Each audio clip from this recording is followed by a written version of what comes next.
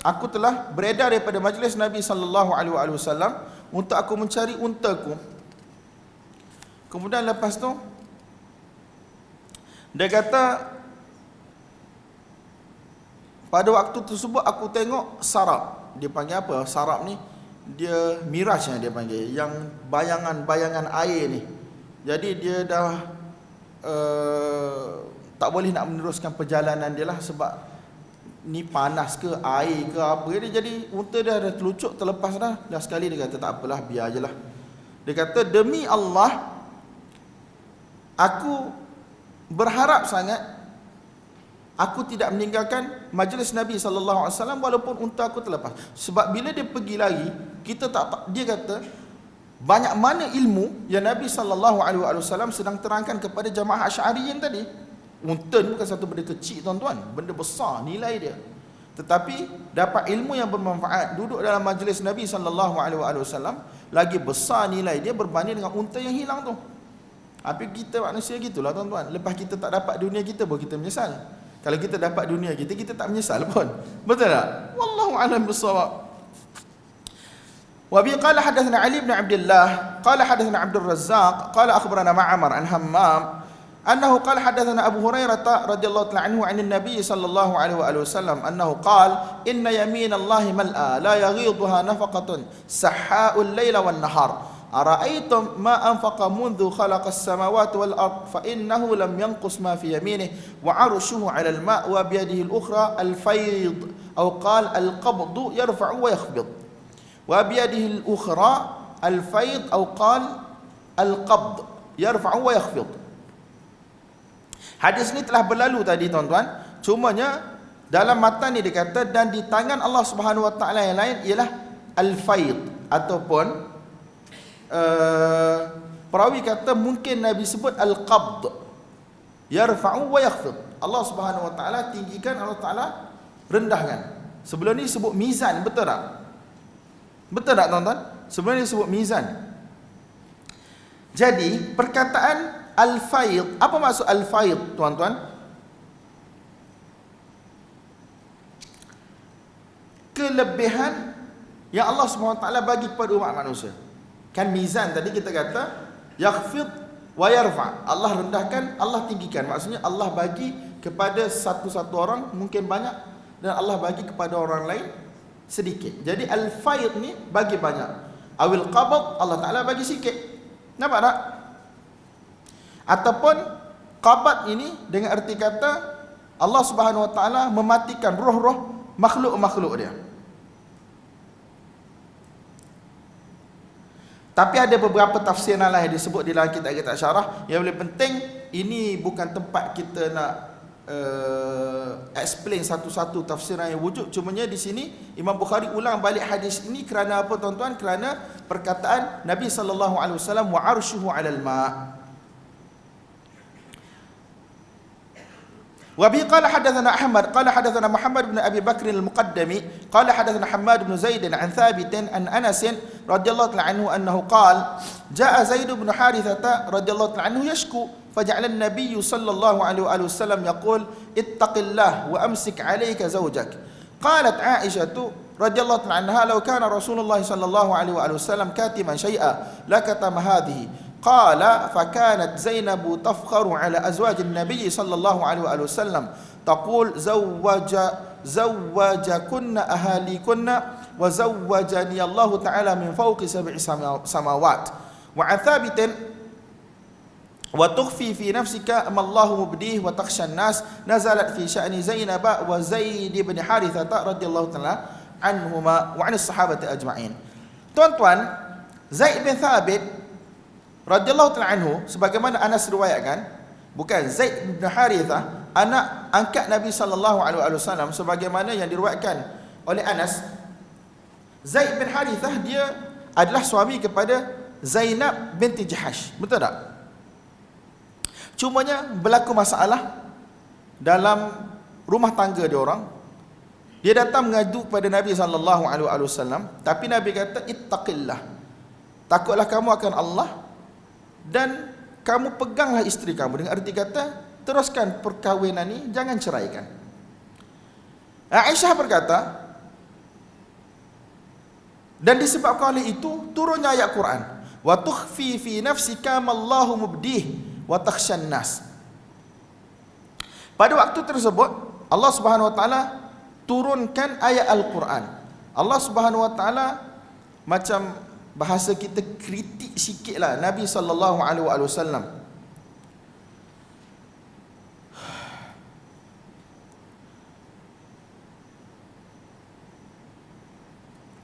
Nabi sallallahu alaihi wasallam, Allah Subhanahu wa taala hantar untuk terangkan hukum syarak.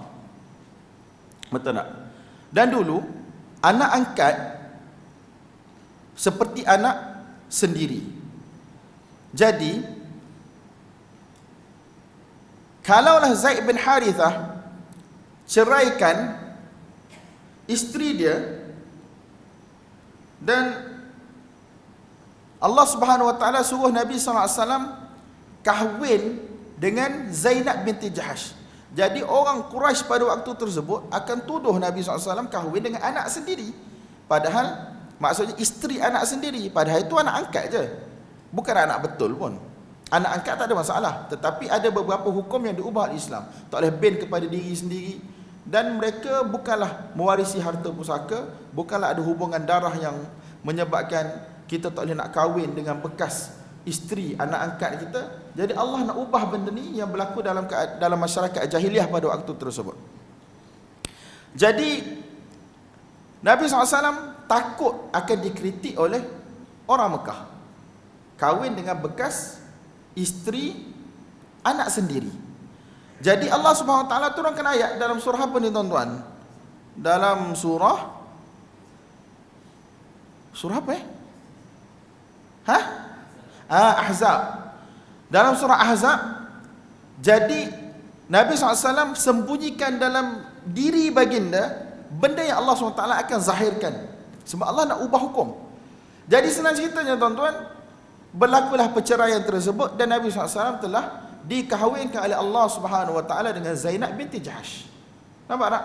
Telah dikahwinkan kepada Zainab binti Jahash. Aisyah radhiyallahu anha berkata, kalaulah Nabi SAW ingin sembunyikan sesuatu ayat daripada Al-Quran, nescaya Nabi akan sembunyikan ayat ini. Dan perawi iaitu Anas radhiyallahu anhu berkata, Zainab binti Jahash ummul mukminin, isteri Nabi SAW, ibu kepada orang beriman, dia berbangga ke atas isteri Nabi yang lain. Setiap orang ada kelebihan, tetapi kelebihan dia yang dia berbangga ke atas madu-madu yang lain, dia kata apa? Kamu semua telah dikahwinkan oleh kaum keluarga kamu, tetapi aku telah dikahwinkan oleh Allah Subhanahu Wa Taala min fawqi sab'i samawat. Dikahwinkan oleh Allah Subhanahu Wa Taala daripada langit ketujuh atas sana. Jadi tuan-tuan, daripada Thabit Al-Bunani rahmatullahi alaih, anak murid kepada Anas, dia kata ayat ini turun berkaitan dengan kes Zainab binti Jahash dan juga Zaid ibn Harithah radhiyallahu ta'ala anhuma wa anis sahabati ajma'in. Jadi kalau kita tengok perkaitan hadis ini dengan tajuk bab wa kana arshuhu 'alal ma', betul tak? Dan arasy Allah Subhanahu wa taala ni atas daripada langit dunia ataupun di atas langit alam semesta yang kita boleh fikir, boleh nampak ni lah. Dan arasy Allah Subhanahu wa taala di atas itu lagi. Dan di sini beliau berkata min fawqi sab'i samawat, sebab Allah Subhanahu wa taala mustawin 'alal 'arsy. Allah Subhanahu wa taala istiwa di atas arasy, dan arasy itu adalah di atas 7 petala langit, 7 petala bumi. Nampak tak tuan-tuan? Di situlah perkaitannya. Wallahu a'lam. Wa bi qala hadatsana Khallad bin Yahya qala hadatsana Isa bin Tahman قال سمعت أنس بن مالك رضي الله تعالى عنه يقول نزلت آية الحجاب في زينب بنت جحش وأطعم عليها يومئذ خبزا ولحما وكانت تفخر على نساء النبي صلى الله عليه وآله وسلم وكانت تقول إن الله أنكحني في السماء. Jadi tuan-tuan,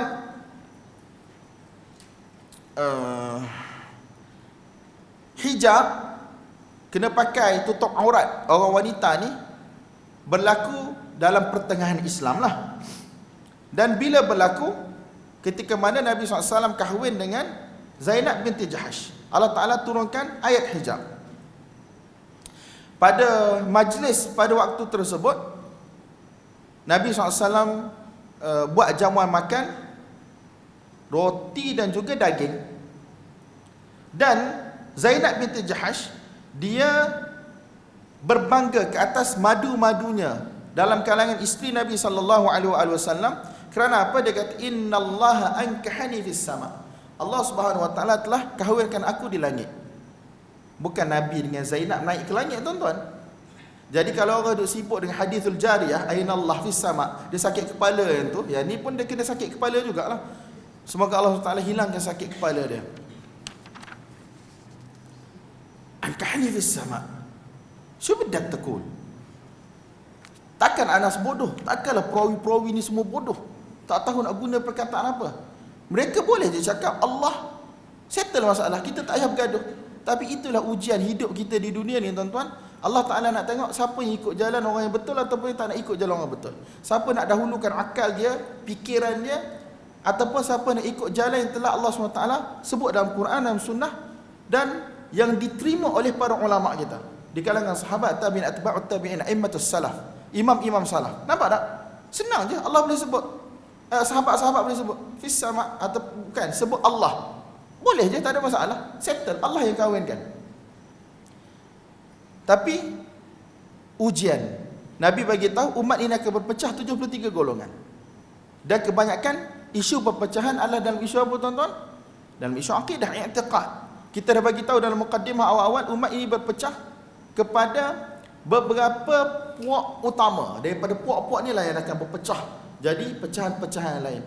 Ahlus Sunnah, Jahmiyah, Mu'tazilah, Qadariyah, Syiah, Khawarij. Betul tak?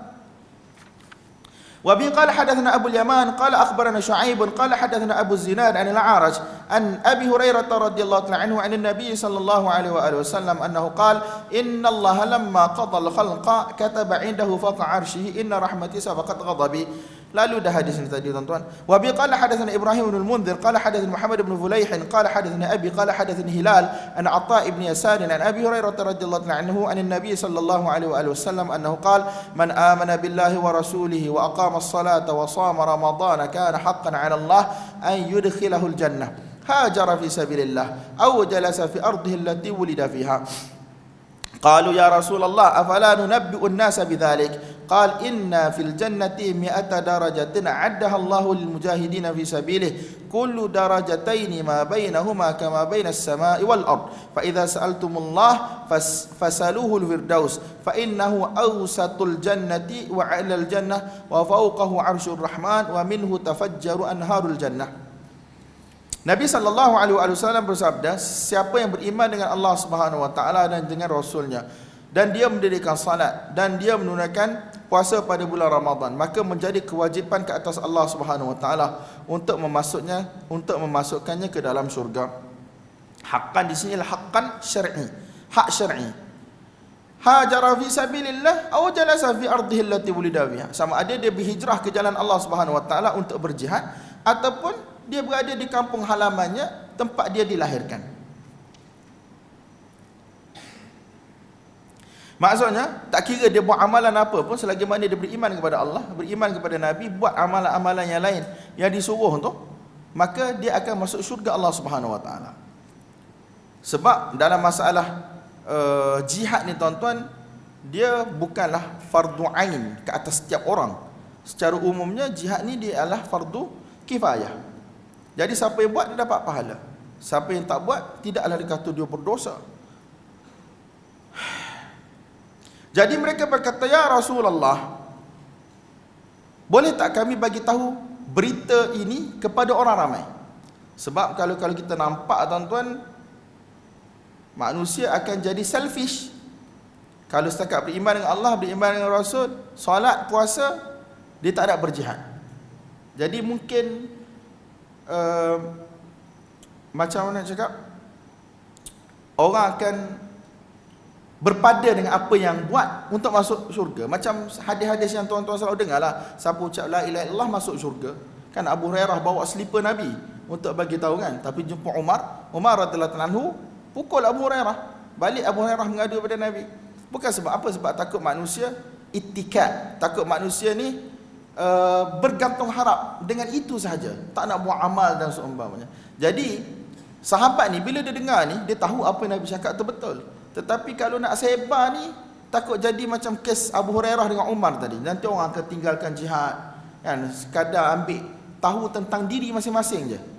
Beriman, semayang, puasa, tak ambil tahu tentang keadaan masyarakat, dakwah, sampaikan ilmu, berjihad di jalan Allah. Jadi mereka tanya Nabi SAW, boleh tak kami sampaikan? Sebab sepatutnya tak payah tanyalah, sebab memang Nabi diutus untuk menyampaikan, dan sahabat pun memang dah terbiasa, sangat tahu dah bila Nabi cakap kena sampaikan. Tetapi kenapa sahabat tanya macam ni? Biasanya sebab ada confusion dalam fikiran mereka. Afala nunabbi'un nasa bidzalik? Patut tak kami cerita fadilat yang Tuhan bagi tahu ni kepada orang ramai. Nabi SAW kata, inna fil jannati mi'ata darajah. Dalam syurga ni ada 100 darjat, 100 level. Allah Subhanahu wa taala telah sediakan kepada para mujahidin di jalan Allah. Nabi tak cakap boleh tak boleh. Memang boleh. Nak berpada dengan iman, solat puasa, mafish muskilah. Tetapi siapa yang tinggalkan jihad, dia akan rugilah fadilat-fadilat ni yang Nabi akan sebut dalam hadis ni. Nampak tak? Inna fil jannati mi'ata darajah. Sesungguhnya dalam syurga ada 100 level, yang mana Allah Subhanahu wa taala telah sediakan untuk orang yang berjihad di jalan Allah Subhanahu wa taala. Setiap 2 darajah, level pertama dengan level kedua ni, jarak antara tu adalah seperti jarak antara langit dan juga bumi. Nampak tak? Jarak seperti antara langit dan juga bumi. Dalam setengah riwayat dia kata jarak dia 100 tahun perjalanan. Ada setengah kata jarak dia 500 tahun perjalanan. Panjanglah. Tapi nak ajak jauh lah tuan-tuan. So, Nabi SAW kata, apabila kamu ingin meminta kepada Allah untuk masuk syurga, maka mintalah untuk masukkan kamu ke dalam syurga yang dinamakan sebagai Al-Firdaus. Kerana apa? Syurga Firdaus itu berada di pertengahan dan yang paling tinggi di dalam syurga. Kerana tu? Ada, saya pernah tengok orang kata dia macam piramid lah. Dia macam yang paling tinggi, peringkat atas dia macam piramid, yang tu duduk kat tengah-tengah tetapi yang paling tinggi. Wa fawqahu arsyur rahman, dan di atas syurga itu ialah arasy Allah. Wa minhu tafajjaru anharul jannah, dan daripada minhu ni kembali kepada apa tuan-tuan? Dan daripadanya, nya tu kembali kepada apa tuan-tuan? Daripada syurga Firdaus tadi. Cuma dalam riwayat Kushmihani dia kata wa minha, ai daripada syurga itu tadi. Kalau dia hu ni, kata ganti diri hu ni biasanya kembali kepada lelaki. Jadi tu yang saya tanya tu, adakah dia kembali daripada arash? Maksudnya daripada arash itu akan keluarnya air-air syurga, sungai syurga. Tuan-tuan faham kan apa yang saya tanya ni? Kalau minha sebagaimana riwayat Abi Dzar ni Al-Harawi daripada Kushmihani, guru dia Abul Haytham tu, dia kata wa minha ay min jannatil firdaus, daripada syurga Firdaus itu akan terpancarnya sungai-sungai syurga. Nampak tak? Jadi tuan-tuan, orang yang duduk di syurga Firdaus, adakah dia lebih dekat dengan Allah ataupun orang yang duduk di syurga bawah? Kan dalam 2-3 minggu ni orang naik lift pergi ke bulan, duduk atas bukit, yang mana lebih dekat dengan Allah? Kan tuan-tuan tak tahu. Jangan play innocent sangatlah. Jadi tuan-tuan fikir sendiri, jawab bila jumpa dengan Allah Subhanahu Wa Taala nanti di syurga Firdaus. Jadi kita kena minta masuk syurga. Adakah masa tu kita lebih dekat dengan Allah ataupun orang yang berada di syurga Firdaus yang paling tinggi tu, yang mana selepas tu terus Arasy Ar-Rahman, dengan orang yang ada di syurga paling bawah ni sama dekat, sama jauh kedudukan dia? Wallahu a'lam bissawab. Tapi saya tak sempat nak ilif lagi lah. Wa bi qala hadatsana Yahya bin Ja'far qala hadatsana Abu Muawiyah an al-Amash an Ibrahim huwa at-Taimi an abihi an Abi Dzar radhiyallahu ta'ala anhu annahu qala dakhaltu al-masjid wa Rasulullah sallallahu alaihi wa alihi wasallam jalisun falamma gharabat asy-syamsu qala ya Aba Dzar hal tadri ayna tadhhabu hadhihi qala Qultu Allah wa rasuluhu alam. Qal fa innaha tadhhabu tasta'dhinu fi sujud fayu'dhanu laha wa ka'annaha qad qila laha irji'i min haythu ji'ti fatatlu'u min maghribiha thumma qara'a dhalika mustaqarrun laha fi qira'ati Abdullah. Jadi tuan-tuan, hadis ni berkaitan, hadis ni antara hadis yang selalu orang kritik lah dalam Sahih Bukhari, dalam Sahih Muslim, sebab bila matahari nak terbenam, dalam riwayat sini dia tak sebut secara jelas, tetapi matahari tu pergi sujud di bawah arash. Jadi orang kata, standard lah tuan-tuan, sini matahari terbenam di sini, tetapi di tempat lain matahari naik. Jadi bila masa dia pergi di bawah arash, sedangkan kita nampak pergerakan matahari 24 jam tu dia sangat cepat, betul tak? Tuan-tuan pernah duduk tempat tinggi nak tengok sunset tak? Dia bukanlah satu benda yang orang kata lama sangat. Dia bergerak tu setiap detik tu kita nampak matahari tu semakin turun.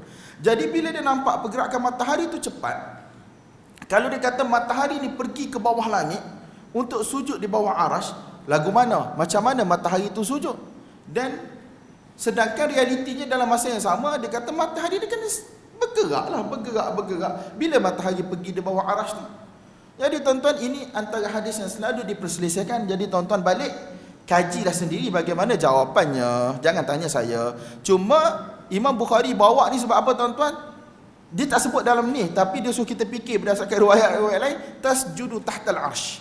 Matahari ni sujud di bawah arash Allah SWT. Dengan sujud yang bukanlah layak bagi matahari, sujud yang sesuai dengan matahari lah. Nanti dia kata kita penunggang perkataan layak pula. Jadi Abu Dzar radhiyallahu anhu berkata, aku telah masuk ke dalam masjid. Masjid di sinilah Masjid Nabawi, dalam keadaan Nabi SAW sedang duduk.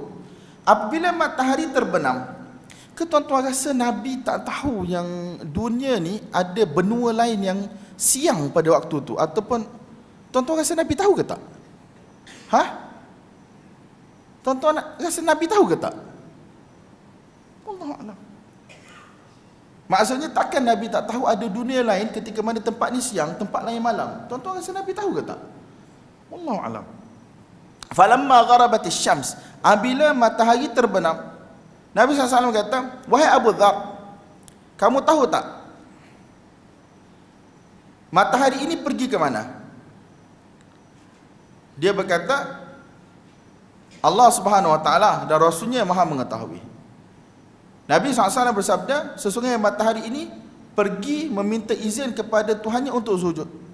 Dalam riwayat lain, tahtal arsh, di bawah arash. Fayu'dhanu laha, dan diberi izin kepada matahari itu untuk sujud. Selepas itu dikatakan kepada matahari itu, irji'i min haythu ji'ti, pergilah ke tempat yang mana kamu datang. Memang kalau kita tengok sekali tuan-tuan, memang muskil lah. Matahari kita nampak ni kan. Kemudian satu lagi, kita dah baca dalam hadis tadi, jarak antara satu level ke satu level tu 100 tahun. Bukan, maksudnya kalau jarak langit ke bumi tu 100 tahun, 500 tahun. Jadi matahari nak pergi sujud di bawah arash yang langit atas sekali tuan-tuan, berapa lama masa pula matahari itu pergi. Sedangkan kita tengok matahari itu ada. Betul tak? Tengok matahari pun kita tak boleh fikir, kita tak boleh faham. Tapi Nabi tak akan cakap benda yang salah, Nabi cakap benda yang benar. Jadi kita terimalah tuan-tuan. Makhluk kita tak boleh faham, apatah lagi kita nak faham tentang Allah Subhanahu Wa Taala. Faham tak ni? Kemudian wa ka'annaha qad qila laha irji'i min haythu ji'ti. Kemudian sebelum berlakunya hari kiamat, Allah Subhanahu Wa Taala suruh matahari pergi. Maksudnya benda ni setiap hari berlaku, setiap hari berlaku sujud di bawah arash ni. Cumanya bila nak berlaku hari kiamat tu, minta untuk terbit sekali lagi, Allah SWT kata tak, kali ni tak terbit dah, kamu kena kembali ke tempat kamu datang tadi. Fatatlu' min maghribiha, pada waktu tersebut dia keluar daripada barat, maka berlakulah hari kiamat. Nampak tak? Kemudian dia baca ayat dzalika mustaqarrul laha. Dzalika mustaqarrul laha ni ialah qiraat Abdullah bin Mas'ud. Dalam qiraat bacaan Quran kita, wasyamsu tajri li mustaqarril laha, dzalika taqdirul azizil alim. وبه قال حدثنا موسى عن إبراهيم أنه قال حدثنا ابن شهاب عن عبيد بن السباق أن زيد بن ثابت berhenti satu. وقال الليث ni anak murid kepada siapa tuan-tuan? Al-Laith mana ni? Laith bin Sa'ad al-Imam. Cuma dia kata haddathani Abdul Rahman ibn Khalid an Ibn Shihab. Al-Laith ibn Sa'ad ni dia ialah anak murid direct Az-Zuhri juga. Tapi sebab dia orang Mesir, Zuhri duduk Madinah ataupun duduk di Syam, jadi dia tidaklah sentiasa bersama dengan Az-Zuhri. Jadi ada juga hadis-hadis Az-Zuhri yang mana diambil melalui perantaraan orang lain. وقال الليث حدثني عبد الرحمن بن خالد عن ابن شهاب عن ابن السباق أن زيد بن ثابت رضي الله عنه حدثه قال أرسل إلي أبو بكر فتتبعت القرآن حتى وجدت آخر سورة التوبة مع أبي خزيمة الأنصاري لم أجدها مع أحد غيره لقد جاءكم رسول من أنفسكم لقد جاءكم رسول من أنفسكم عزيز عليكم. Apa aku tengok ni? لقد جاءكم رسول من أنفسكم عزيز عليكم لقد جاءكم رسول من أنفسكم عزيز عليه ما عنتم حريص عليكم بالمؤمنين رؤوف رحيم حتى خاتمة براءة. Ingat tak masa kita baca dengan Syekh Hamid Akram Bukhari dulu kat sini, bila kita baca bukanlah ayat ni seperti ini, iaitu bila kita baca ayat Quran ila akhiril ayah, dia kata baik dulu ulama dia tulis sehingga perkataan sekian, tapi tak bermakna bila kamu baca benda tu kamu kena baca sehingga perkataan sekian, baca sampai habis lah. Betul tak? Sebab ni ulama ni sebab dia nak tulis dalam kertas, jadi dia tak tulis lah habis benda tu, jadi dia tulislah hatta khatimah bara'ah, sehinggalah kepada khatimah bara'ah. Khatimah bara'ah ni penghujung surah bara'ah ni memang ayat yang paling akhir kan.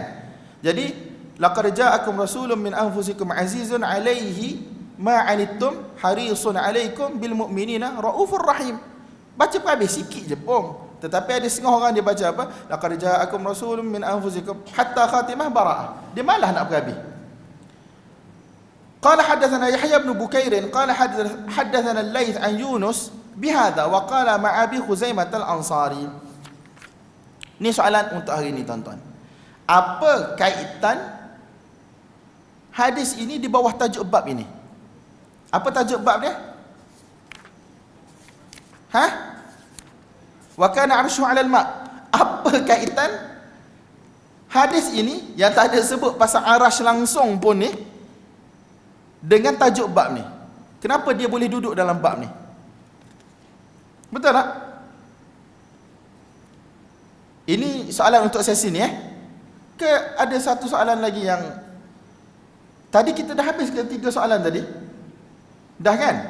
Ini soalan untuk sesi ni. Sebab soalan manhaj Imam Bukhari dah ada orang jawab melalui SMS. Tapi tak tahu Ustaz Adi Akmal nak bagi hadiah ke tak kat dia, nanti saya kena tanya. Tapi ni soalan untuk sesi ni sekarang.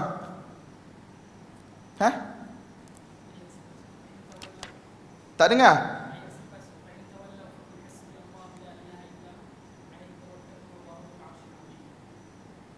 Tamam. Ayat yang kita baca tadi tu bukan penghujung lagi, tetap penghujung lah, bukan kan? Second last tu. Jadi selepas itu datangnya ayat dia ada sebut wahwa Rabbul Arsyil Azim sebagaimana tajuk bab. Jadi kadang-kadang orang tak tulis semua, jadi kita kena fikir kenapa ayat ini dibawa. Nampak tak tuan-tuan?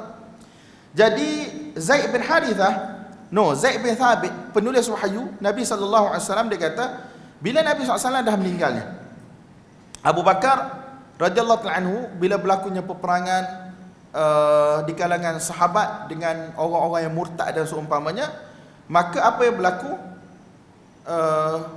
cadangan daripada Umar untuk tulis Quran. Sebab ramai sahabat yang meninggal, takut semua yang hafiz Quran ni mati dalam peperangan, maka Umar radhiyallahu anhu bagi cadangan kepada Abu Bakar supaya ditulis Quran. Jadi tuan-tuan, Al-Quran ni ditulis, satu memang benda tu hafal lah, betul tak? Hafal, tetapi Abu Bakar nak cari bukti bertulis juga. Cari, jumpalah bukti bertulis dan ada saksi sahabat tulis benda tu, bukti bertulis, jumpa kecuali satu ayat sahaja. Dia kata, aku jumpa akhir surah Taubah bersama dengan Abi Khuzaimah al-Ansari.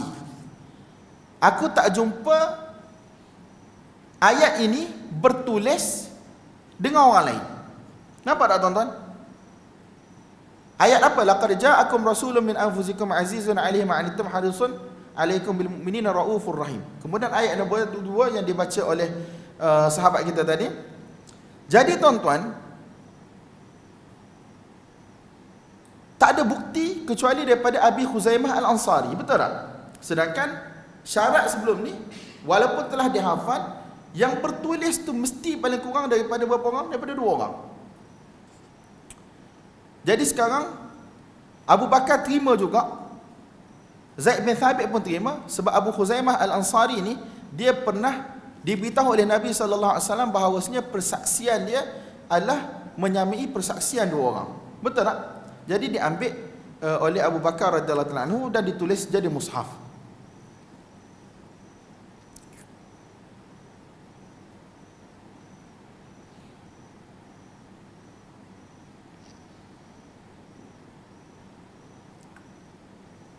Jadi di penghujung surah ni, surah Bara'ah, surah At-Taubah ni ada perkataan Rabbul Arsyil Azim. Wa bi qala hadatsana Mu'alla ibn Asad qala hadatsana Wahaib, nanti minta dengan Ustaz Hadi Akmal. Wa bi qala hadatsana Mu'alla ibn Asad qala hadatsana Wahaib qala an Sa'id an Qatadah an Abi al-Aliyah an Ibn Abbas radhiyallahu ta'ala anhuma annahu qala kana an-nabiy sallallahu alaihi wasallam yaqulu 'inda al-karbi la ilaha illallahul alimul halim. La ilaha illallah Rabbul Arsyil Azim. La ilaha illallah Rabbus Samawati wa Rabbul Ardi Rabbul Arsyil Karim. Ini kita patut hafal ni tuan-tuan. Hafal dan faham maksud. Nabi SAW seringkali apabila berada di dalam kesusahan, Nabi tak panggil lah ya fulan, tak, madak fulan, tak ada lah. Jadi Nabi ajar kita la ilaha illallahul alimul halim. Tidak ada Tuhan melainkan Allah yang mana maha mengetahui dan maha lemah lembut. Betul tak? Kita duk cari perkataan tu kan, cool, gentle. Tuan-tuan fikir sendirilah macam mana nak terjemah. Tidak ada Tuhan melainkan Allah Subhanahu wa taala yang mana maha mengetahui dan maha lemah lembut. La ilaha illallah Rabbul Arsyil Azim. Tidak ada Tuhan melainkan Allah, pemilik bagi arasy yang besar. La ilaha illallah Rabbus Samawat. Tidak ada Tuhan melainkan Allah, Tuhan bagi 7 petala langit, 7 petala bumi. Wa Rabbul Ard, Tuhan bagi bumi ini. Rabbul Arsyil Karim, Tuhan bagi arasy yang mulia. Wa bi qala hadatsana Muhammad bin Yusuf qala hadatsana Sufyan an Amr bin Yahya an abihi an Abi Sa'id al-Khudri radhiyallahu ta'ala anhu 'an an-nabiy sallallahu alaihi wa alihi wasallam annahu قال النبي عن النبي صلى الله عليه وآله وسلم قال النبي صلى الله عليه وآله وسلم يصعقون يوم القيامة فإذا أنا بموسى آخذ بقائمة من قوائم العرش. Pada hari kiamat nanti manusia akan, terjemah yas'aqun ni pengsan ke ataupun rebah terduduk. Apa terjemah yas'aqun tuan-tuan?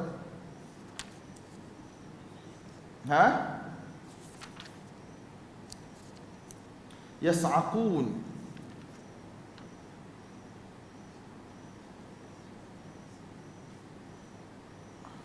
Sini dia kata seluruh manusia akan mati pada hari kiamat.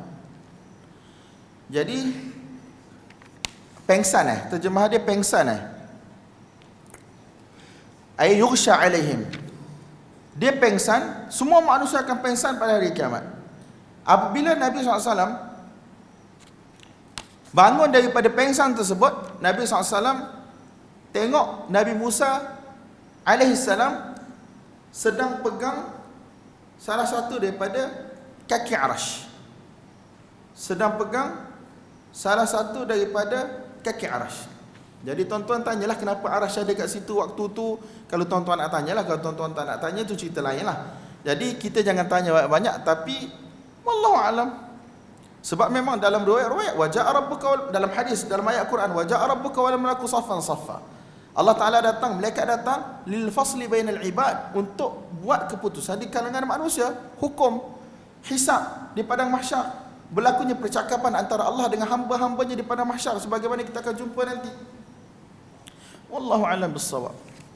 Tuan-tuan kena ingat, Quran kitab hidayah, hadis ialah kata-kata untuk terangkan Quran, untuk tunjuk kita kepada hidayah, bukan untuk sesatkan kita. Dalam riwayat yang lain, Nabi Musa AS kan pernah pengsan ketika mana Allah SWT tajalli di dunia dulu. Jadi tak silap saya, Nabi kata mungkin waktu tu Nabi Musa dah tak pengsan dah. Sebab tu bila Nabi sedar, Nabi tengok Nabi Musa dah sedar. Mungkin Nabi Musa tu dah bangun dulu, ataupun Nabi Musa tak pengsan pada waktu tersebut dan dia sedang berpegang dengan kaki Arsy. Wa qala al-majishun an Abdullah ibn al-Fadl an Abi Salamah an Abi Hurairah radhiyallahu anhu an Nabi sallallahu alaihi wasallam qala fa akun awwala man bu'ith fa iza Musa akhidh bil arsh. Pada waktu tersebut aku ni adalah orang yang pertama yang disedarkan daripada pengsan tersebut. Tapi bila aku tengok Musa alaihissalam, dia sedang pegang arsh Allah Subhanahu wa taala. Akhidh bil arsh. Ni riwayat siapa tuan-tuan? Riwayat melalui jalur Abu Hurairah radhiyallahu anhu.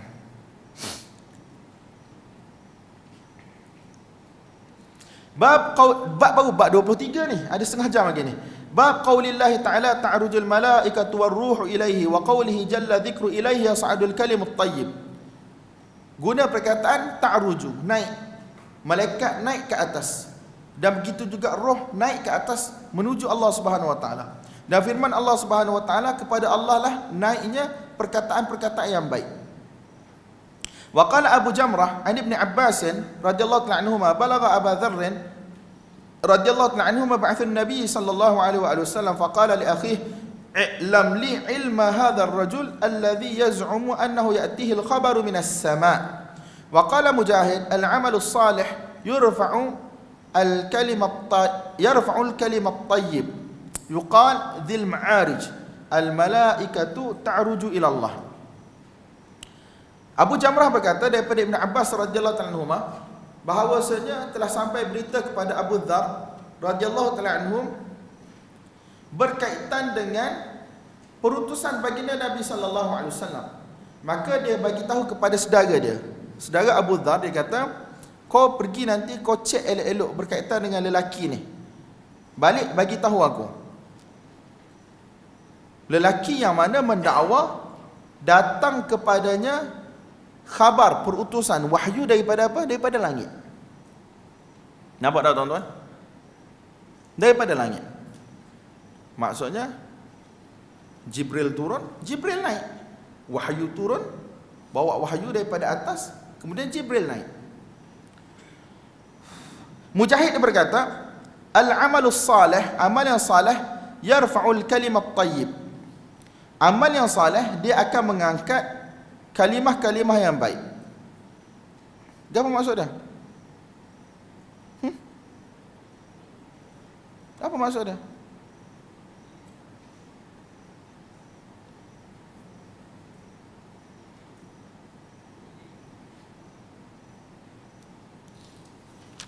Apa maksud dia tuan-tuan? Al-amalus salih yarfa'u al-kalimat tayyib. Amalan yang salih mengangkat perkataan-perkataan yang baik. Apa maksud dia?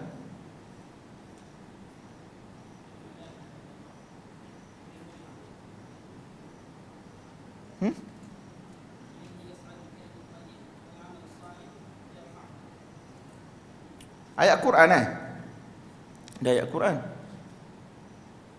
Al-amalus salih yarfa' al-kalimat tayyib. Jadi macam mana dia punya tarkib ni, dia punya susunan dalam ni. Hak ni abaikan dulu. Nanti saya balik cek balik. Yuqal dhil ma'arij.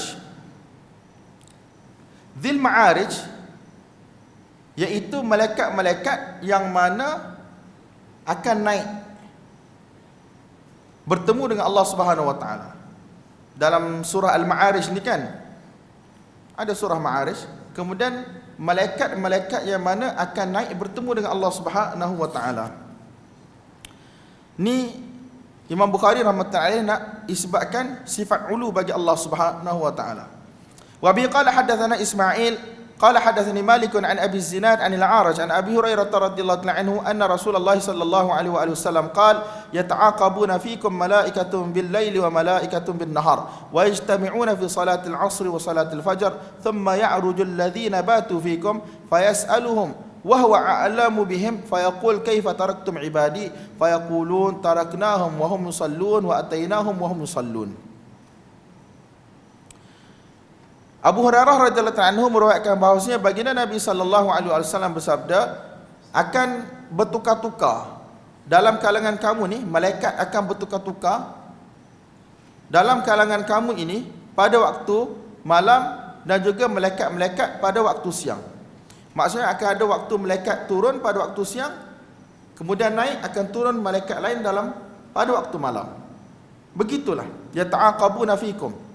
Malaikat-malaikat ni akan bersilih ganti. Malaikatun bil lail wa malaikatun bin nahar. Malaikat pada waktu malam dan malaikat pada waktu siang. Dan mereka akan bertemu bila? Bertukar tu bila shift dia tuan-tuan? Pada waktu salat asar dan juga pada waktu salat fajar. Kemudian orang yang tidur, bukanlah tidur, orang yang menghabiskan malam. Bata yabi itu biasanya kita terjemah sebagai tidur. Tetapi dalam kes ni malaikat dia bukan tidur. Malaikat telah menghabiskan malam. Malaikat yang telah menghabiskan malam itu bersama dengan manusia, habis shift, lepas waktu subuh dia akan naik ke langit. Maka Allah Subhanahu Wa Taala bertanya kepada mereka, sedangkan Allah Subhanahu Wa Taala lebih mengetahui dengan hal keadaan kita ni. Tapi Allah tanya sebab Allah Taala nak zahirkan kelebihan orang yang mana hidup dia dipenuhkan dengan ibadat, solat dan seumpamanya. Maka Allah Subhanahu Wa Taala berfirman kepada para malaikat, "Kaifa taraktum ibadi?" Bagaimana kamu tinggalkan hamba-hambaku, dalam keadaan apa kamu tinggalkan mereka? Maka mereka menyatakan, kami telah meninggalkan mereka dalam hal keadaan mereka solat, dan kami telah datang kepada mereka dalam keadaan mereka solat. Waktu kami tinggalkan waktu subuh, mereka solat subuh. Bila kami datang balik nanti pada waktu asar, mereka sedang menunaikan solat asar. وقال خالد بن مخلد قال حدثنا سليمان قال حدثنا عبد الله بن دينار عن أبي صالح عن أبي هريرة رضي الله عنه أنه قال رسول الله صلى الله عليه وسلم من تصدق بعدل تمرة من كسب طيب ولا يصعد إلى الله إلا الطيب فإن الله يتقبلها بيمينه ثم يربيها لصاحبه كما يربي أحدكم فلوة حتى تكون مثل الجبل. ورواه ورقاء عن عبد الله بن دينار عن سعيد بن يسار عن أبي هريرة رضي الله عنه عن النبي صلى الله عليه وسلم ولا يصعد إلى الله إلا الطيب.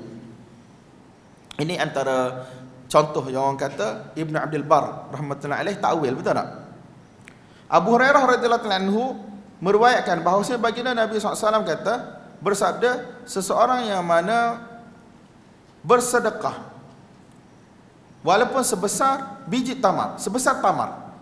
Sedekah itu adalah daripada hasil kerja yang baik, kerja yang halal, dan tidak akan sekali-kali naik kepada Allah Subhanahu Wa Taala kecuali yang baik dan halal. Sedekah tu di bumi tuan-tuan, betul tak? Tamar yang disedekahkan di bumi, digunakan, dimakan di bumi. Jadi di sini konteks siyak menunjukkan kepada apa tuan-tuan? Kepada penerimaan amalan tersebut oleh pihak Allah Subhanahu Wa Taala. Tak ada masalah. Ibn Abdul Bar kata majaz adil qabul. Ini menunjukkan kepada Allah Subhanahu Wa Taala menerima amalan tersebut. Fa innallaha yataqabbaluha bi yaminih. Allah Subhanahu Wa Taala terima sedekah tersebut dengan tangan kanannya. Kalau kita tengok realitinya, sedekah tu kita bagi satu biji tamar, kawan kita yang ambil, bukan tangan Allah turun ambil ke apa, betul tak? So katalah Ibn Abdul Bar, sebagaimana yang tuan-tuan baca, ini adalah majaz, simbolik, metafora menunjukkan kepada penerimaan Allah Subhanahu Wa Taala. Tapi Ibn Abdul Bar dia tak pernah kata yamin tu muawwal, bukan tangan. Dia tak kata itu nikmat, dia tak kata itu qudrah. Betul tak? Perbuatan fayakhu mana? Yataqabbaluha biyaminih itu majaz bagi penerimaan, simbolik, metafora bagi penerimaan. Tak ada masalah. Tetapi dia tak pernah kata yamin tu ditakwil menjadi qudrah. Hatta kalau nak kata nak takwil sekalipun, kaedah kita bagi tahu dah sebelum ni. Takwil di satu-satu tempat ataupun tafsir di satu-satu tempat tanpa menafikan wujudnya, sabitnya sifat itu berdasarkan nas-nas yang lain, itu tak ada masalah di sisi salaf. Yang kita tak nak konsisten takwil sampai menafikan adanya sifat yamin bagi Allah Subhanahu wa taala. Kemudian Allah Subhanahu wa taala akan besarkan pahala sedekah tersebut. Sebagaimana seseorang dalam kalangan kamu akan membesarkan anak kuda dia. Fuluwah ni tak silap saya anak kuda. Kan? Fuluwah ni bukan anak kuda ke anak himar, saya tak ingat. Tapi yang paling penting, orang tu dijaga binatang ternak dia tu daripada kecil sampailah dia besar.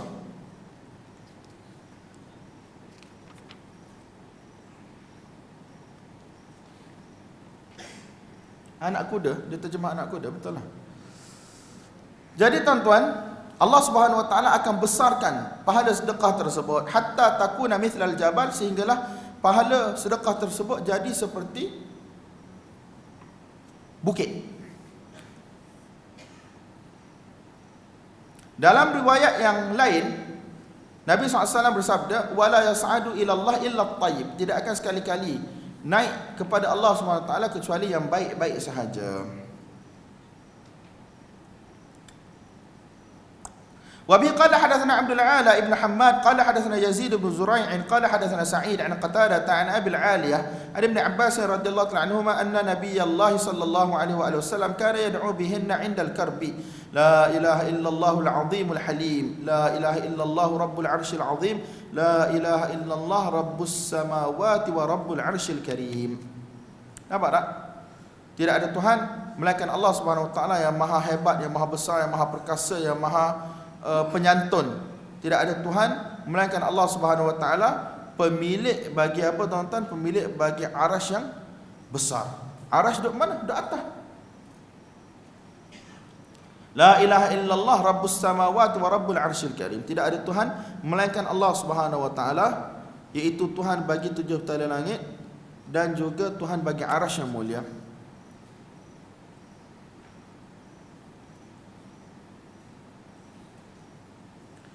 Wabiqa, cuma ada beberapa tambih disebut oleh syarah yang kata ada orang katalah hadis ini tidak kena dengan tajuk bab. Sepatutnya hadis ini dengan tajuk bab sebelum ni. Tetapi kalau kita nak jalan jauh sikit, maksudnya Rabbul Arsyil Azim, dan i'tiqad kita Allah mustawin 'alal 'arsy jihatul 'ulu, dak meninggi di atas arasy yang sana, tak ada masalah. Dia ada kaitanlah dengan bab tu. Nampak tak tuan-tuan? Wa bi qala hadatsana Qabisah qala hadatsana Sufyan an abihi an ibni Abi Nu'man atau qala Abi Nu'man syakka Qabisah. Ibni Abi Nu'am ataupun Abi Nu'am. An Abi Sa'id radhiyallahu anhu annahu qala bu'itha ila an-nabiy sallallahu alaihi wasallam bi dhuhaibatin فقسمها بين 4. وحدثني إسحاق بن نصر قال حدثنا عبد الرزاق قال أخبرنا سفيان عن أبيه عن ابن أبي نعم عن أبي سعيد الخدري رضي الله عنه أنه قال بعث علي وهو باليمن إلى النبي صلى الله عليه وآله وسلم بذهيبة في تربتها فقسمها بين الأقرع بن حابس الحنظلي ثم أحد بني مجاشع وبين عيينة بن بدر الفزاري وبين علقمة بن علاثة العامري ثم أحد بني كلاب وبين زيد الخيل الطائي ثم أحد بني نبهان فتغضبت قريش والأنصار فقالوا يعطيه صناديد أهل نجد ويدعونا. قال صلى الله عليه وآله وسلم إنما أتألفهم. فأقبل رجل غائر العينين ناتئ الجبين كث اللحية مشرف الوجنتين محلوق الرأس فقال يا محمد اتق الله. فقال النبي صلى الله عليه وآله وسلم فمن يطيع الله إذا عصيته فيأمني على أهل الأرض ولا تأمنوني. فسأل رجل من القوم قتله وراه خالد ابن الوليد فمنعه النبي صلى الله عليه وآله وسلم. فلما ولى قال النبي صلى الله عليه وآله وسلم إن من ضئضئ هذا قوما يقرؤون القرآن لا يجاوز حناجرهم yamruquna minal Islam muruqas sahmi minar ramiyah yaqtuluna ahlal Islam wa yad'una ahlal awthan la in adraktuhum la aqtulannahum qatl 'ad. Tuan-tuan, hadis yang panjang, kisah Nabi sallallahu alaihi wasallam memberi pemberian, bahagikan pemberian kepada beberapa orang sahabat yang baru masuk Islam. Daripada Abu Sa'id Al-Khudri radhiyallahu ta'ala anhu, beliau meriwayatkan bahawasanya Ali radhiyallahu ta'ala anhu pada waktu itu berada di Yaman, dihantar untuk kutip zakat dan juga sedekah. Jadi dihantar kepada Nabi sallallahu alaihi wasallam beberapa emas yang masih lagi berada dalam tanah dia. Maksudnya bukan emas yang perhiasan itulah, maksudnya emas yang ditemui ataupun emas yang masih lagi belum dibuat apa-apa. Maka Nabi SAW telah bahagikan antara Aqra' bin Habis dan juga salah seorang daripada Bani Mujashah. Nabi bahagi juga antara Uyainah ibn Badar, antara Alqamah ibn Ulathah, dan seorang daripada Bani Kilab. Dan Nabi bahagi juga antara Zaid Al-Khail Al-Ta'i, kemudian satu orang daripada Bani Nabhan. Jadi pada waktu tersebut sebahagian orang Quraisy masuk Islam dan sebahagian orang Ansar menjadi marahlah sebab mereka tak dapat.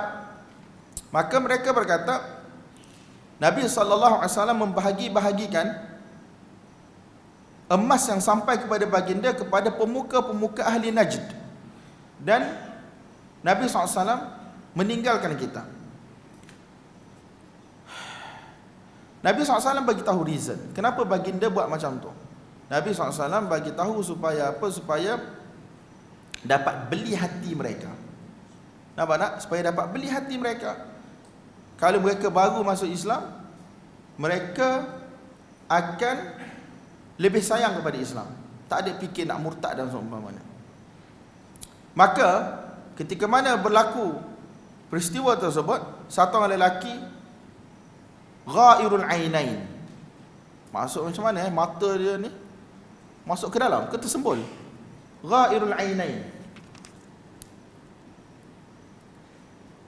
dia kata lelaki bermata cekung. Cekung ni masuk ke dalam kan?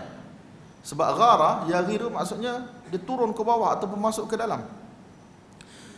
Dalam keadaan cekung mata dia, tapi dia punya dahi dia ni dia tersembul. Janggut dia lebat. Musriful wajnatain, apa maksud dia tuan-tuan? Berjanggut lebat, pipi menonjol dan berkepala botak. Menggigil Wahabi ni kan? Jadi mahluqur ras, kepala botak. Maka dia berkata, wahai Muhammad, bertakwalah kamu kepada Allah Subhanahu wa taala. Nabi SAW berkata, siapa yang akan taat kepada Allah kalaulah aku ni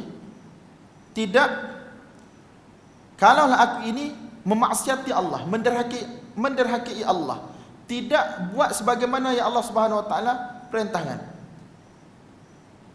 Kalaulah aku ni memaksiati Allah, takkan Allah Subhanahu wa taala, kalaulah macam mana?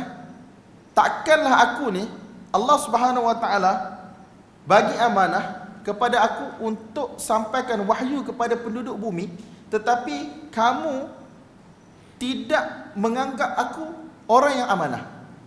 Kalau urusan agama, Allah bagi aku, pilih aku untuk sampaikan wahyu dia, takkanlah kamu tidak boleh anggap aku orang yang beramanah dalam urusan keduniaan, pembahagian harta benda je pun.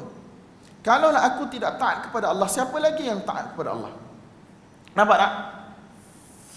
Kemudian satu orang lelaki daripada kalangan sahabat, perawi kata, aku sangka dia ialah Khalid bin Walid pada masa tu, dia minta nak bunuh lelaki tersebut.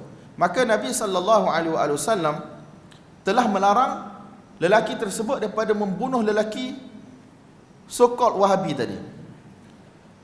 Maka sebab orang gunakan ni, ada orang sanggup reka hadis tuan-tuan, nak bagi tahu bahawa inilah dia kata golongan yang sangat teruk. Dia bagi tahu lah jubah singkat, janggut lebat, macam-macam lah. Dia nak samakan dengan ni lelaki ni yang orang kata ketua Khawarij ni. Alhamdulillah. Janggut lebat, janggut Nabi sallallahu alaihi wasallam lebat, sunnah Nabi. Tak pakai jubah yang singkat, yang tidak isbal, tidak melebihi buku lali, sunnah Nabi sallallahu alaihi wasallam. Apa masalah kita? Janganlah kebencian kita terhadap sesuatu kaum sampai kita cakap benda-benda tak ada kaitan dengan ilmu. Apabila lelaki tersebut berpaling, Nabi sallallahu alaihi wasallam bersabda, daripada dhi'dhi, terjemah apa tuan-tuan? Daripada keturunan zuriat lelaki inilah akan keluarnya satu kaum, mereka membaca Al-Quran, tetapi bacaan Al-Quran itu tidak akan melepasi kerongkong mereka. Mereka ini terlucut, terlepas daripada Islam sebagaimana anak panah menembusi binatang buruan. Kan bila kita yang jenis power memanah ni tuan-tuan, bila dia panah, dia akan keluar daripada belah sini, dia akan keluar ke belah sana. Itu maksudnya muruqus sahm min ar-ramiyah. Anak panah itu akan keluar daripada binatang buruan tersebut, masuk belah sini, keluar belah sana anak panah tersebut. Maksudnya cepat mereka itu terkeluar daripada Islam. Mereka membunuh orang Islam dan mereka meninggalkan orang yang mana menyembah patung berhala. Kalaulah aku sempat dengan mereka, nescaya aku akan membunuh mereka ataupun aku akan memerangi mereka sebagaimana peperangan Ad. Sebagaimana peperangan Ad. Nampak tak tuan-tuan? Sebab kaum Ad, dia telah dihancurkan oleh Allah SWT, tak tinggal apa-apa pun. Jadi Nabi kata, kalau aku sempat dengan mereka, aku akan bunuh dan perangi mereka sehingga tidak ada seorang pun yang tinggal di kalangan mereka. Apa kaitan hadis ini dengan tajuk bab? Kata syarah, hadis ini telah berlalu di dalam Kitabul Maghazi, tetapi dengan lafaz ala ta'manuni wa ana aminu man fis sama. Dia kata, tidakkah kamu boleh percaya kepada aku sedangkan Allah Subhanahu wa taala telah pilih aku untuk menjadi penyampai wahyunya. Aku ni orang yang terpilih daripada pihak Allah. Allah yang berada di langit tinggi di atas arasy sana telah pilih aku untuk menyampaikan wahyunya kepada hamba-hamba di muka bumi. Takkanlah kamu tak boleh bagi kepercayaan kamu pada aku sedangkan Allah bagi kepercayaan kepada aku. Ay 'ala al-'arsy fawqa as-sama'. Allah Subhanahu wa taala berada di atas arasy, di atas langit. Nampak tak? Jadi terjemah bab tu, hadis ini kesesuaian dia dengan terjemah bab adalah berdasarkan lafaz yang Imam Bukhari pernah bawa di dalam Kitabul Maghazi sebelum ini. Ini antara adat Imam Bukhari, dia suka supaya kita berfikir. Wa bi qala hadatsana Ayyash ibn al-Walid qala hadatsana Waqi', berfikir pada benda-benda yang manusia buat tak apa, bukan pada sifat Allah Subhanahu wa taala dan zat Allah. Wa bi qala hadatsana Ayyash ibn al-Walid qala hadatsana Waqi' 'an al-'Amash 'an Ibrahim at-Taimi 'an abihi 'an Abi Dharr radhiyallahu ta'ala anhu annahu qala sa'altu an-nabiy sallallahu alaihi wa alihi wasallam 'an qawlihi wasyamsu tajri li mustaqarrin laha qala mustaqarruha tahta al-'arsy. Kita dah syarah tadi. Bab qaulillahi ta'ala wujuhun yawma idzin nadhirah ila rabbiha nadhirah.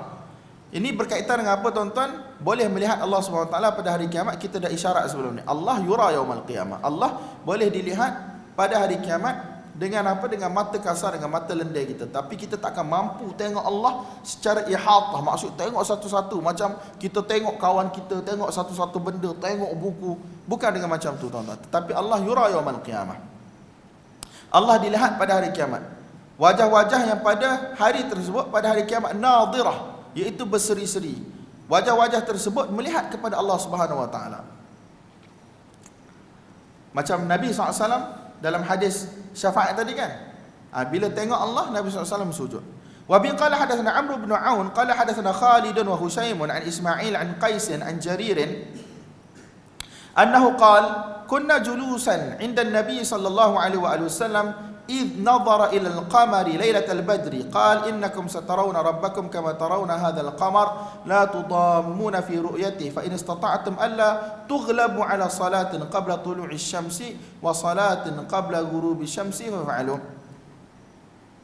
Ini kita dah sebut semalam, isyarat kepada hadis ini. Jarir di sini ialah Jarir ibn Abdullah al-Bajali radhiyallahu ta'ala anhu. Dia kata kami bersama dengan Nabi SAW sedang duduk-duduk. Kemudian Nabi SAW telah memandang kepada bulan purnama pada malam bulan purnama. Bulan pada malam bulan purnama. Yang cantik, bulat, jelas, cerah. Nabi SAW bersabda, kalian akan melihat Tuhan kalian sebagaimana kalian melihat bulan ini. Bukan Allah tu macam bulan, tetapi penglihatan tu jelas sebagaimana kalian dapat tengok bulan pada malam ini. La tudammuna fi ru'yati, kalian tidak mempunyai sebarang masalah untuk melihat bulan ini sekarang, dan begitulah kalian tidak akan mempunyai sebarang masalah untuk melihat Allah Subhanahu wa taala pada hari kiamat bila Allah Subhanahu wa taala berkehendakkan yang demikian. Kemudian Nabi SAW kata, jika kalian mampu untuk tidak dikalahkan, tidak dikalahi daripada menunaikan salat sebelum terbitnya matahari dan salat sebelum terbenamnya matahari, maka hendaklah kalian lakukan. Apakah solat tersebut, tuan-tuan? Solat fajar dan juga solat asar. Kalau kita mampu. Maksud kalau kita mampu, memang kita kena solat lah. Kalau kita sedar, kita kena solat lah. Tapi ada je orang-orang yang mana bila dia tidur, dia tak sedar-sedar. Jadi dia tidak dikira sebagai berdosa. Betul tak? Allah SWT ampunkan bagi orang yang mana terlupa, tertidur dan seumpamanya. Jadi Nabi kata, kalau dalam konteks kita hari ni, kalau subuh tu lagi dalam setengah jam, kalau kita tidur sebelum tu, confirm kita tak bangun, kalau mampu, tunggulah dulu. Dalam konteks kita hari ni kan, kadang-kadang orang ada projek dia nak buat, ada buku, assignment dia nak kena habiskan, ataupun thesis dia kena tulis. Jadi tengok ada lagi setengah jam, mata tu kira dah mengantuk dah. Habis kalau dia tidur, dia tak bangun. Jadi baiklah kalau mampu untuk dia tunggu dulu. Tapi ada orang, semakin ditunggu, semakin berat mata dia, sekali dia tertidur. Tidur ni bukan milik kita, tuan-tuan. Kalau kita mampu untuk ubah, jaga tidur kita, ikut waktu kita nak tidur, letak kepala tidur. Aku nak tidur sekarang, tidur. Ada orang pukul 12 letak, pukul 4 belum tentu dia boleh tidur lagi. Terpusing-pusing. Tapi manusia makin lama makin letih, makin lama makin letih. Jadi pada waktu tu mungkin pukul 4 dia tertidur. Kadang-kadang ada orang pukul 5 tu baru dia tertidur. Tengok-tengok subuh 5.30, tapi dia pukul 7.30 baru dia bangun. Tapi kalau kita mampu jaga, Nabi SAW kata, kalau kamu mampu untuk tidak dikalahkan oleh tidur daripada menunaikan salat sebelum naiknya matahari dan juga salat sebelum waktu terbenamnya matahari, iaitu salat asar. Sebab ramai orang yang kerja berat, tuan-tuan, bila dia balik makan nasi tengah hari, kan, dia balik makan nasi tengah hari pukul 3, 3.30, lepas tu dia duduk menyandar minum kopi seokok, dia tidur. Dengan asar-asar dia tak semayang, sedar-sedar maghrib. Kita tak apalah duduk dalam pejabat, kan, kerja senang. Orang-orang dulu yang jenis kerja bertani, menternak. Sebab tu diberi perhatian berkaitan dengan solat asar dalam hadis-hadis Nabi SAW yang banyak. وبه قال حدثنا يوسف بن موسى قال حدثنا عاصم بن يوسف اليربوعي قال حدثنا أبو شهاب عن إسماعيل بن أبي خالد عن قيس بن أبي حازم عن جرير بن عبد الله رضي الله عنه أنه قال النبي صلى الله عليه وسلم إنكم سترون ربكم عيانا. Nabi SAW bersabda, kamu akan melihat Tuhan kamu dengan mata kasar, bukan dengan hati. وبه قال حدثنا عبدة بن عبد الله قال حدثنا حسين الجعفي عن زائدة أنه قال حدثنا بيان بن بشر عن قيس بن أبي حازم أنه قال حدثنا جرير رضي الله عنه قال خرج علينا رسول الله صلى الله عليه وآله وسلم ليلة البدر فقال إنكم سترون ربكم يوم القيامة كما ترون هذا لا تضامون في رؤيته. Ya Allah, tuan-tuan, hadis ini panjang.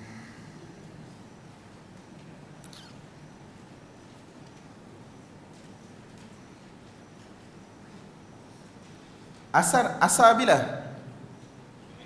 5 minit.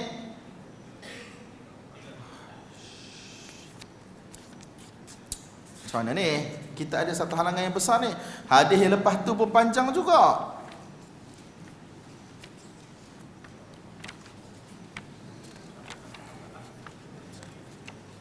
Yang nombor 3 pun panjang juga. Aduh. Ini ni peluntur semangat semua benda ni. Wa sallallahu sallama wa baraka ala sayyidina maulana Muhammad wa ala alihi wa sahbihi ajma'in walhamdulillahi rabbil alamin. Kita cuba sambung esok lah tuan-tuan. Esok ke? Ke lepas asar sikit lagi? Baru bab 24. Esok 29. InsyaAllah 9 suku gitu lah.